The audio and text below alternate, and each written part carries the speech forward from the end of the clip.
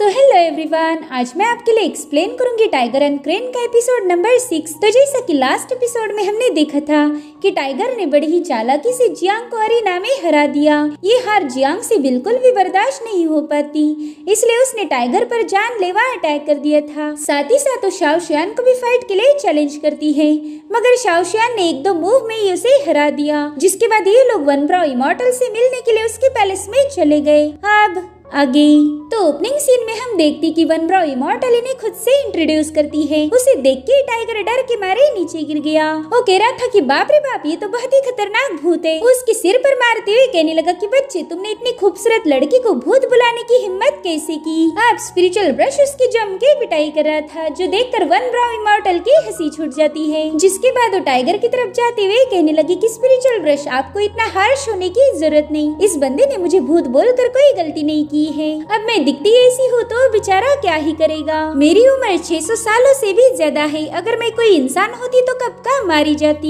ये सुनकर तो स्पिरिचुअल ब्रश तुरंत ही उसके पास पहुँच गया। वो कह रहा था, मेरी जाने मन ऐसी बातें मत करो। मेरे लिए तो तुम उतने ही खूबसूरत हो जितने की 600 साल पहले थी। ये सुनकर वन ब्रो इमॉर्टल शर्माते हुए कहने लगी कि इन बच्चों के सामने ऐसी नोटी नोटी बातें मत करो। इधर टाइगर शाओशियान को कह रहा था कि मैं सच बोल रहा हूँ, ये बंदी किसी भी एंगल से खूबसूरत नहीं है। तभी शाओशियान टाइगर को बताने लगा कि spiritual brush one bro immortal का मास्टर था और एक मास्टर के लिए कभी उसका डिसाइपल बदसूरत नहीं हो सकता। इधर spiritual brush one bro immortal से कहने लगा कि न जाने कितनी ही जंग हमने साथ में जीती है। अगर पुराने दिनों को याद करो तो न जाने कितनी ही सुनहरी मेमोरीज मुझे याद आती है। जिस पर वन ब्रो इमॉर्टल जवाब देते हुए कहने लगी कि हाँ, मुझे भी तुम्हारी रातों को अक्सर याद आती है। उनके ऐसी ऐसी नोटी बातें सुनकर टाइगर के रोंगटे खड़े हो गए और अब स्पिरिचुअल ब्रश सीधा मुद्दे पर आ जाता है। वन ब्रो इमॉर्टल से कहने लगा कि हम यहाँ पर एक जरूरी काम से आए थे। तो बताओ मेरी जाने मन, तुम्हें ये बंदा कैसे लगा? क्या तुम इसके लिए कोई मैजिकल ट्रेजर बना सकती हो? जिस पर वो कहने लगी कि इस बंदे ने मुझे जरा भी इम्प्रेस नहीं किया, लेकिन आपके कहने पर मैं इसके लिए जरूर से कोई मैजिकल वेपन बनाऊंगी। ये सब सुनकर तो बेचारे टाइगर का दिल ही टूट गया। इधर स्पिरिचुअल ब्रश कह रहा था कि तुम हमेशा मेरी बात मानती आई हो।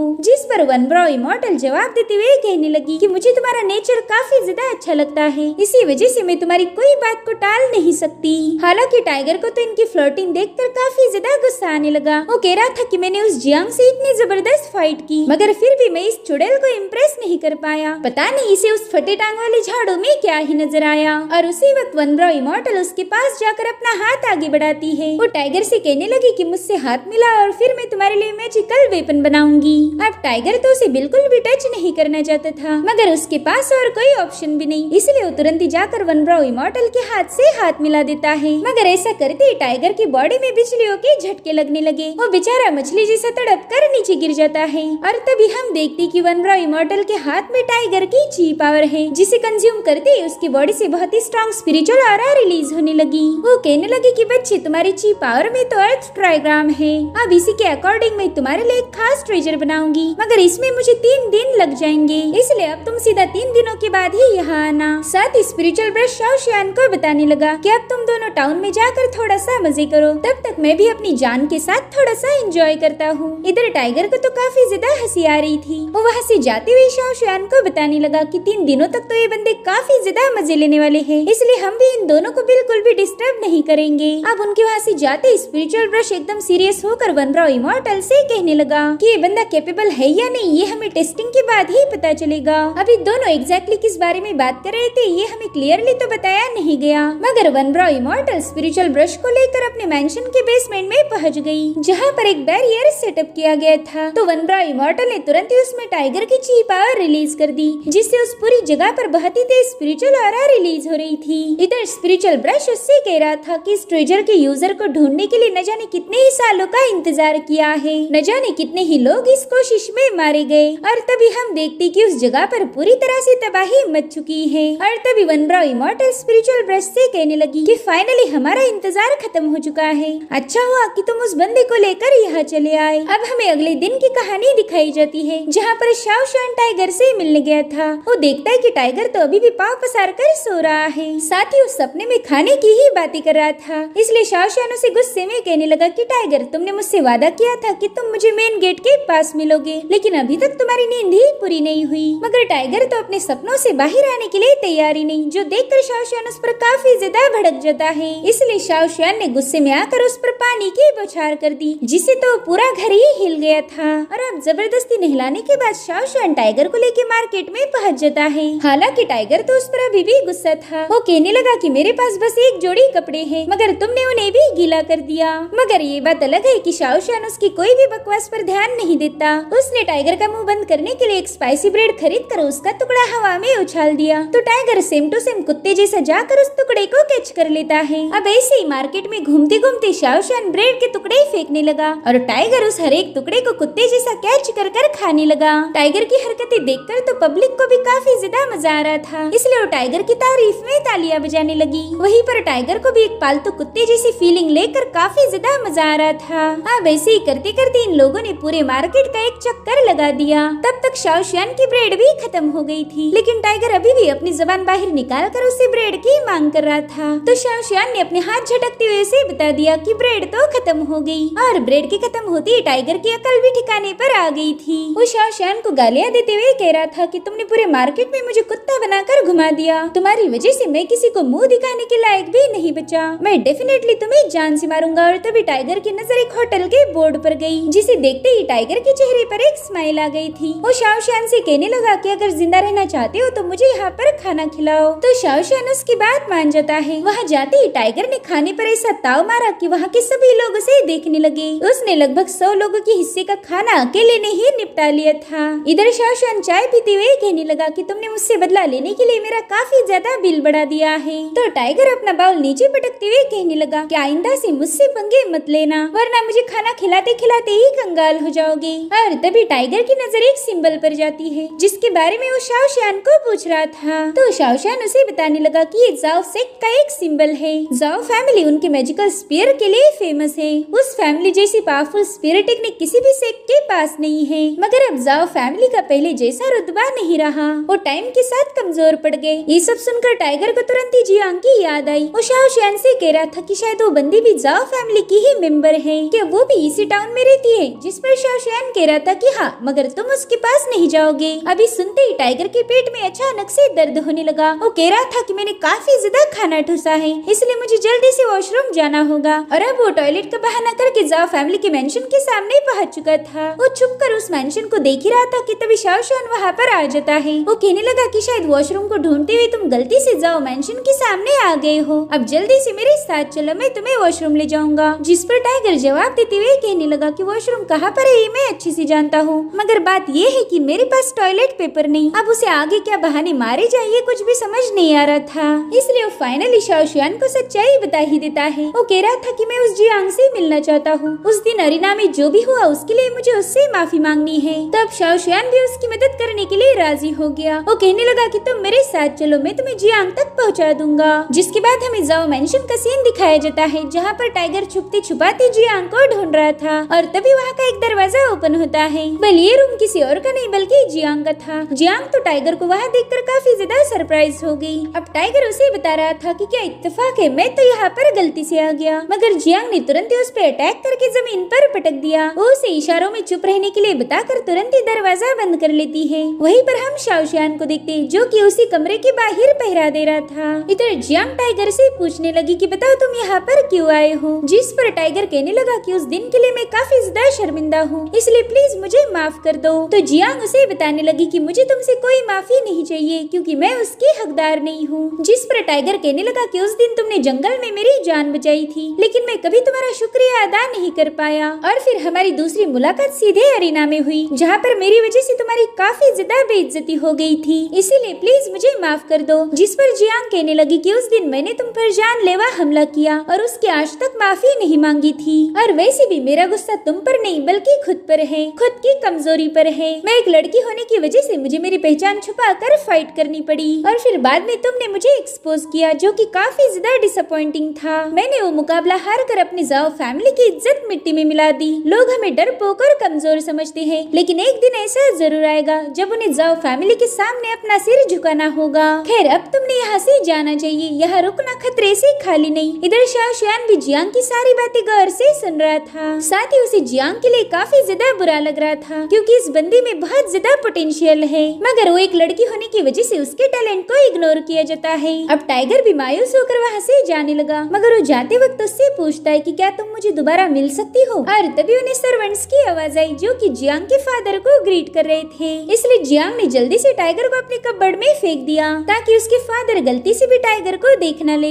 इधर जियांग के फादर उससे पूछने लगे कि बताओ मेरी बच्ची, आज तुमने क्या सीखा। तो जियांग तुरंत ही उन्हें एक एम्ब्रॉयडरी का पैच दिखा देती है। इधर टाइगर भी चुपके से उस एम्ब्रॉयडरी के पैच को देखने लगा। वो कहता है कि ये बंदी तो वाकई काफी ज्यादा टैलेंटेड है। इधर जियांग अपने फादर को अपनी कुछ पोएम्स भी दिखा देती है, जिन्हें देखकर वो काफी ज्यादा इम्प्रेस हो गए। जिसके बाद वो कहते हैं कि मेरे लिए थोड़ा सा म्यूजिक प्ले करो। तो जियांग ने तुरंत ही अपना ग्यूकिन बाहर निकाल लिया। वो बहुत ही प्यारी धुन प्ले कर रही थी, जिसे सुनकर तो टाइगर के होश ही उड़ गए। वो सोचता है कि ये बंदी फाइटिंग के साथ साथ दूसरी चीजों में भी माहिर है। वो उस म्यूजिक में खोकर एक इल्यूजन में पहुंच जाता है, जहाँ पर जियांग उसके लिए ग्यूकिन प्ले कर रही थी। उस म्यूजिक को सुनकर तो टाइगर की रूह तक को भी शांति मिल गई, और तभी उसके सिर पर एक कपड़ा गिरने की वजह से वो इल्यूजन से बाहर आ गया। वहीं पर जियांग के फादर भी उस म्यूजिक से काफी ज्यादा प्लीज थे। वो कहने लगे कि लड़कियों में सारी खूबियाँ होनी चाहिए, तभी जाकर उन्हें एक ऐसा हस्बैंड मिलता है जो जिंदगी भर उन्हें प्रोटेक्ट करेगा। तुम इन सारी चीजों की ऐसी ही प्रैक्टिस करती रहो ताकि मैं तुम्हारे लिए कोई अच्छा सा लड़का ढूंढ पाऊँ। जिसके बाद जियांग के फादर उसकी डायरी को चेक करने लगे,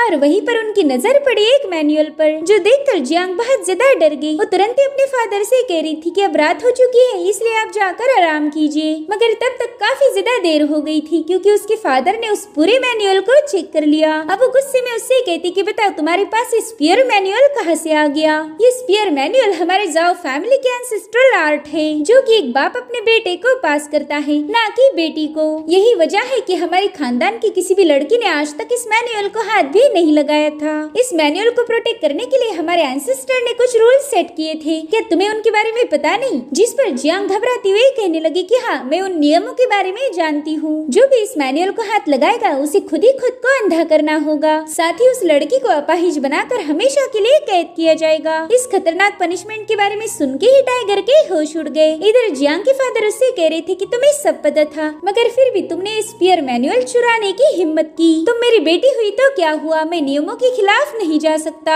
मगर फिर भी मैं तुम्हें एक आखिरी मौका देता हूँ। जल्दी बताओ कि तुमने इस मैनुअल को चुराया था। तो जियांग भी हिम्मत दिखाती हुई कहती कि हाँ, मगर वो अपना सेंटेंस पूरा कर पाई इससे पहले टाइगर कबर्ड से बाहर कूद गया। अब टाइगर को बाहर आता हुआ देखकर जियांग और शाओ शुआन के होश उड़ गए। इधर टाइगर जियांग के फादर को बताने लगा कि तुम्हारी जाओ फैमिली का स्पीयर मैनुअल काफी ज्यादा फेमस है, तो ऐसा स्पेशल मैनुअल भला मैं मेरे हाथों से कैसे गवा सकता हूँ। वेल, मैं हूँ जाना माना डाकू जेड फेस फ्लाइंग टाइगर। वैसे तो वो मैनुअल मैं सीखना चाहता था, लेकिन मैं तुम्हारी काफी ज्यादा इज्जत करता हूँ, इसलिए मैंने सोचा कि वो मैनुअल वापस लौटा दूं। अब उसे अच्छे से प्रोटेक्टेड रखना, पता चले कि आगे चलकर मेरा इरादा बदल जाए और मैं दोबारा से उसे चुराने आ जाऊँ। तो तुम्हारी भलाई इसी में है कि तुम अपने मैनुअल को संभाल के रखो। अब वो वहाँ से कल्टी मारने की फिराक में ही था कि तभी जियांग के फादर उससे कहने लगे कि तुम्हारे मुंह पर कोई मास्क नहीं, बल्कि वो तो किसी लड़की का कच्चा है। बताओ तुम यहाँ पर क्या करने आए थे। इधर टाइगर भी देखता है कि उसने गड़बड़ी में एक कच्चा ही लपेट लिया था, और उसी वक्त जियांग के फादर ने उसे दबोच लिया। अब उसे हवा में उठाकर कहने लगे कि मैं तुम्हें इसी वक्त खत्म कर दूंगा। जिसके बाद वो टाइगर को बड़ी ही जोरों से जमीन पर पटकते हैं, मगर टाइगर जमीन पर हिट हो पाई इससे पहले ही शाओ शुआन ने उसे कैच कर लिया। मास्टर जाओ तो शाओ शुआन को वहाँ देखकर काफी ज्यादा भड़क गए। वो कह रहे थे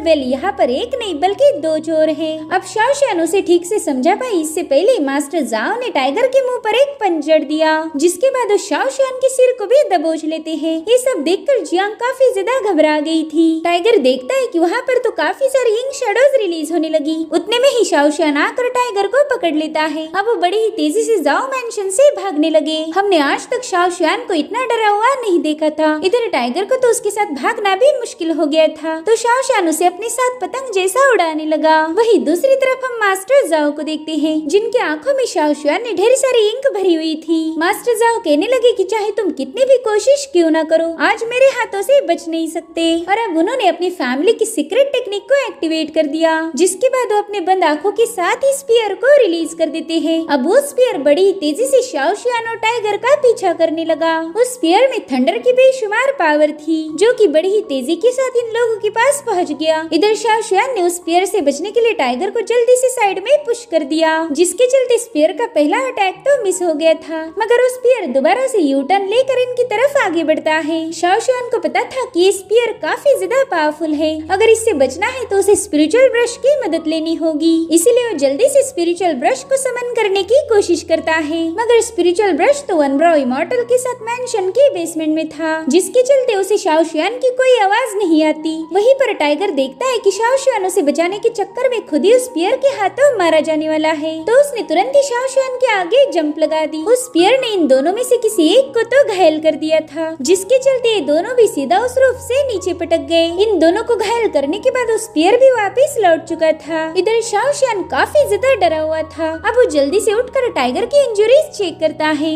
और तभी वो देखता है कि टाइगर ने शाओ शुआन को बचाने के लिए अपना हाथ खो दिया। अगर टाइगर उस स्पीयर के बीच में नहीं जाता तो शाओ शुआन को अपनी जान गंवानी पड़ती। इधर शाओ शुआन को तो यकीन ही नहीं हो रहा था कि टाइगर ने उसे बचाने के लिए खुद की जान की बिल्कुल भी परवाह नहीं की। अब टाइगर उससे कहने लगा कि बड़े भाई, मेरी वजह से आप एक बार फिर से मुश्किल में फंसे हो, प्लीज मुझे माफ कर दो। मुझे नहीं लगा था कि वहाँ पर इतना बड़ा मसला होगा। जिस पर शाओ शुआन कहता है कि हमें जल्दी से स्पिरिचुअल मास्टर के पास जाना ही होगा, बस एक वही है जो तुम्हें हील कर पाएंगे। जिसके बाद शाओ शुआन टाइगर को लेकर सीधा वनब्रो इमॉर्टल के मेंशन की तरफ रवाना हो गया। और इसी के साथ एपिसोड यहीं पर एंड हो जाता है। Thank you so much for watching. Bye bye, take care.